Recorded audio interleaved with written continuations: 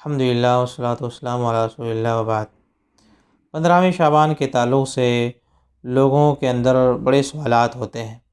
کچھ لوگ اس کو صحیح قرار دیتے ہیں، کچھ لوگ اس کو غلط قرار دیتے ہیں۔ آخر اس میں صحیح معاملہ اور صحیح بات ہے کیا، ہمیں جاننے کی کوشش کرنا چاہیے۔ دیکھیں، ہم اور آپ سب کو معلوم ہے کہ دین وہی ہے جس کو لے کر کے نبی علیہ السلام اس دنیا میں تشریف لائے، جس کو دے کر کے نبی علیہ السلام کو بھیجا گیا۔ آپ کے جانے کے بعد اب اگر کسی چیز کو دین سمجھا جائے، اپنی طرف سے کوئی چیز ایجاد کر کے اور یہ کہا جائے کہ یہ بھی دین کا حصہ ہے، تو وہ چیز دین کا حصہ نہیں ہو سکتی ہے۔ کیا 15ویں شعبان کے تعلق سے نبی علیہ السلام کی کوئی رہنمائی آتی ہے؟ کہیں نبی علیہ السلام اس کے تعلق سے کوئی چیز بیان کی ہے، صحابہ ایسا کرتے تھے؟ آئیے اس کی روشنی میں ہم دیکھتے ہیں، تاکہ ہمیں پتہ چل سکے کہ کیا چیز صحیح ہے، کیا چیز غلط ہے۔ جو چیز ثابت ہوگی وہ چیز صحیح ہے، اور جو چیز ثابت نہیں ہے اس سے ہمیں دور رہنا چاہیے، یہ بالکل واضح ہے۔ سب سے پہلی چیز کہ بہت سارے لوگ جو 15ویں شعبان میں قیام کرتے ہیں، خاص قیام کرتے ہیں، تہجد کا اہتمام کرتے ہیں، اس رات میں عبادت کا اہتمام کرتے ہیں، اور دن میں کیا کرتے ہیں، روزے کا اہتمام کرتے ہیں، روزہ رکھتے ہیں لوگ۔ یہ استدلال کیا ہے، کیا دلیل ہے؟ بھئی دلیل ہی چیز ہوگی تبھی یہ چیز صحیح ہوگی، ورنہ صحیح نہیں ہو سکتی، سب کو معلوم ہے۔ دلیل یہ ہے، سنن ابن ماجہ کی روایت ہے، 1388 نمبر کی روایت ہے، 1388 نمبر کی روایت ہے، جس میں آتا ہے کہ اذا كانت لیلۃ النصف من شعبان فقوموا لیلہا وصوموا نہارہا۔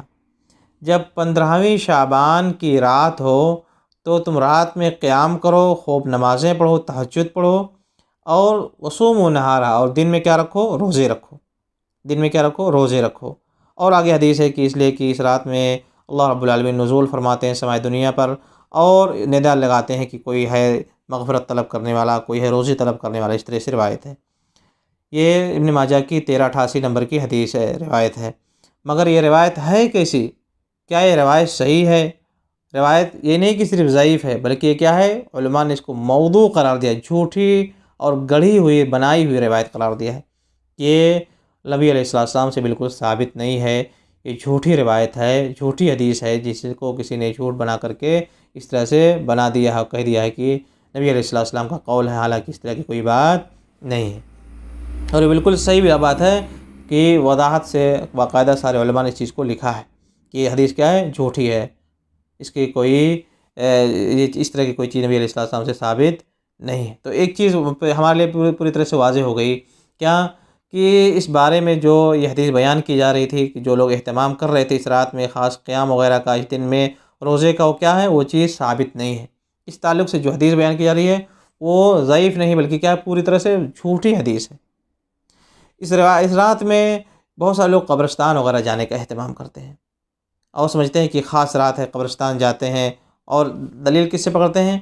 سنن ترمذی کی ایک حدیث ہے 739 نمبر کی، جس میں آتا ہے کہ نبی علیہ السلام ایک بار عائشہ رضی اللہ تعالیٰ عنہ کے پاس لیٹے ہوئے تھے، پھر آپ اٹھ کر کے قبرستان گئے۔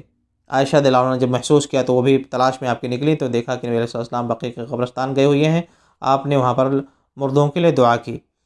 نبی علیہ السلام نے عائشہ رضی اللہ عنہ سے بیان کیا کہ جب 15ویں شعبان کی رات ہوتی ہے تو اللہ رب العالمین لوگوں کی بنی کلب کی بکریوں کے بال کی عدد سے بھی بڑھ کر کے لوگوں کی مغفرت کرتے ہیں۔ یہ روایت ہے 739 نمبر کی۔ اگر اس روایت کو ہم دیکھیں، روایت ہے کیسی؟ روایت بالکل ضعیف ہے، اور بلکہ سنن ترمذی نے اپنی سنن میں جہاں اس روایت کو ذکر کیا، ذکر کر کے فوراً ایک سطر کے بعد خود کہتے ہیں، امام ترمذی خود کہتے ہیں کہ میں نے خود سنا امام محمد بن اسماعیل البخاری سے، بخاری جیسا محدث کیا کریں کہ بخاری اس حدیث کو ضعیف قرار دیتے ہیں کہ حدیث ضعیف ہے، حدیث صحیح نہیں ہے۔ اور اسی طرح کا قصہ صحیح مسلم کی حدیث میں موجود ہے، اسی طرح کا قصہ صحیح مسلم کی حدیث میں موجود ہے، جس میں نبی علیہ السلام نے بیان فرمایا، وہ 974 نمبر کی حدیث ہے، صحیح مسلم کی 974 نمبر کی حدیث ہے۔ سنن نسائی میں بھی یہ روایت موجود ہے، سنن نسائی میں یہ روایت موجود ہے 5037 نمبر پر، اسی طرح مسند احمد میں روایت موجود ہے 25855 نمبر پر۔ ساری جگہوں پر یہ روایت موجود ہے، صحیح مسلم میں، یعنی یہ روایت پوری طرح سے صحیح ہے جہاں پر صحیح مسلم میں ہے کہ نبی علیہ السلام عائشہ رضی اللہ عنہ کے پاس لیٹے ہوئے ہیں، رات کو گئے اٹھ کر کے، لیکن اس روایت میں اس سے کہیں لمبی، ترمذی والی حدیث سے کہیں وہ لمبی حدیث ہے، یہی پورا قصہ ہے، لیکن اس میں کہیں بھی 15ویں شعبان کا کوئی ذکر نہیں ہے۔ تو جس میں 15ویں شعبان، جس قصے میں، جس روایت میں 15ویں شعبان کا ذکر آ گیا ہے، وہ روایت کیا ہے؟ ضعیف حدیث ہے، علماء نے اس کو ضعیف قرار دیا ہے۔ اور وہیں اسی قصے کو جہاں سے امام مسلم وغیرہ نے روایت کیا ہے، جو کہ بالکل صحیح حدیث ہے، اس میں کہیں بھی 15ویں شعبان کا کوئی ذکر نہیں ہے۔ تو اس سے پتہ چلا کہ 15ویں شعبان میں جو لوگ قبرستان وغیرہ جانے کا اہتمام کرتے ہیں، وہ بھی کی چیز کیا ہو گئی؟ ضعیف ثابت ہوئی۔ اس طرح کی کوئی چیز نبی علیہ السلام سے ثابت نہیں ہے۔ ایک حدیث ہے سنن ابن ماجہ کی، جو کہ جس کو علماء نے حسن قرار دیا ہے، امام ترمذی، امام شیخ البانی نے اس کو حسن قرار دیا ہے، شعیب النوت وغیرہ نے اس کو صحیح قرار دیا ہے بشواہدہ ہی۔ وہ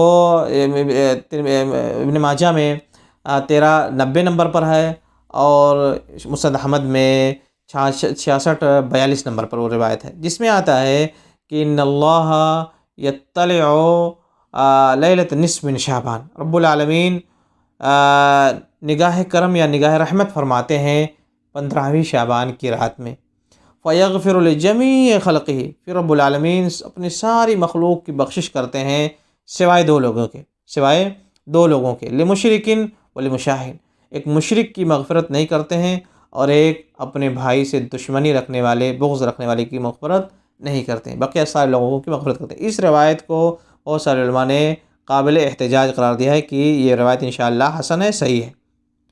مگر دیکھیں، اب لیلۃ نصف من شعبان کے تعلق سے یہی ایک روایت آتی ہے جس میں ذرا قوت ہے، اور جس کو ہم مان سکتے ہیں انشاءاللہ یہ صحیح حدیث ہے، لیکن اس روایت میں کہیں بھی اس طرح کی کوئی چیز کا ذکر نہیں ہے کہ تم اس رات میں قیام کرو، اس کے دن میں روزے رکھو، اس کے رات میں کچھ اور کرو، کوئی پروگرام کرو، خاص عبادت کا اہتمام کرو، یا جس طرح سے شب قدر میں ہم بیدار رہتے ہیں، عبادت کرتے ہیں، اس میں اس طرح سے لیلۃ النصف من شعبان، 15ویں شعبان میں بھی ہم قیام کریں، عبادت کریں، اس طرح کی کوئی چیز کا ذکر نہیں ہے، بلکہ کیا ہے؟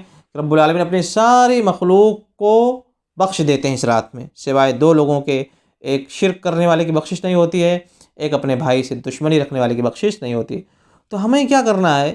ہم اگر اس روایت کو مانتے ہیں انشاءاللہ صحیح ہے، بہت سارے علماء نے اس کو صحیح قرار دیا، بہت سارے دوسروں نے ضعیف بھی قرار دیا ہے، بہت سارے علماء نے اس کو ضعیف قرار دیا ہے، اس کو بھی، لیکن چلیں ہم مان لیتے ہیں کہ یہ روایت کچھ علماء نے اس کو صحیح قرار دیا ہے، چلیں یہ صحیح ہے، حسن ہے، اس کو مان لیتے ہیں کہ اس میں قوت ہے۔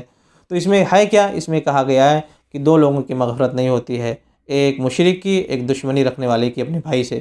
تو ان دو چیزوں کو ہم چھوڑیں، ہم شرک نہ کریں، اپنے بھائی سے دشمنی نہ رکھیں، تاکہ ہماری بھی مغفرت ہو جائے، لیکن الگ سے اس میں کوئی خاص عمل کرنا، اس رات میں کسی خاص قیام کا اہتمام کرنا، اس کے دن میں خاص طور سے روزہ رکھنا، کیا ہے؟ یہ بدعت ہے۔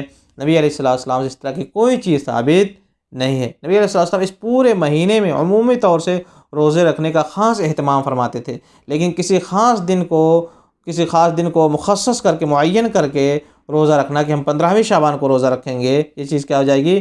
بدعت ہو جائے گی، کیونکہ نبی علیہ السلام سے کسی خاص دن کی تعین ثابت نہیں ہے۔ لہٰذا میرے بھائیو، ہمیں چاہیے کہ ہم سیدھے راستے پر آنے کی کوشش کریں۔ سیدھا راستہ کیا ہے؟ وہی راستہ جو قرآن اور حدیث کا راستہ ہے۔ جو چیز صحیح اور ثابت ہے اس کو ہم عمل میں لائیں، جو چیز خرافات ہے، جھوٹ ہے، یا جو جھوٹی روایت سے جس میں بیان کی جاتی ہے، جس کے تعلق سے حدیث صحیح نہیں ہے، اس چیز کو ہمیں پکڑنے کی، لینے کی کوئی ضرورت نہیں ہے، جبکہ ہمارے پاس صحیح حدیثیں دوسری موجود ہیں۔ تو ہم صحیح چیزوں کو، صحیح حدیثوں کو مانیں، اور جھوٹی روایتوں کو، ضعیف روایتوں سے ہمیں پڑھ کر کے، محنت کر کے، اور اپنے اعمال کو شبہے میں ڈالنے کی کوئی ضرورت نہیں ہے۔ اللہ تعالیٰ ہم تمام لوگوں کو سیدھے راستے کی ہدایت عطا فرمائے، آمین۔ وصلی اللہ وسلم علی نبینا محمد۔